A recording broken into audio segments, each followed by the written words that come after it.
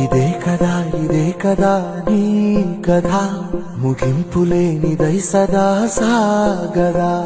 ఇదే కదా నీ కథ, ముగింపులేనిదై సదా సాగదా.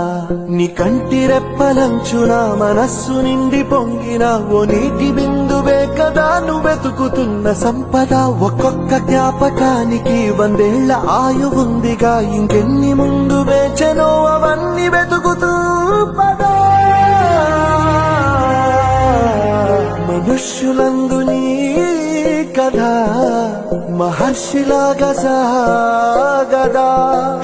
మనుష్యులందు నీ కథ మహర్షిలాగా సాగదా.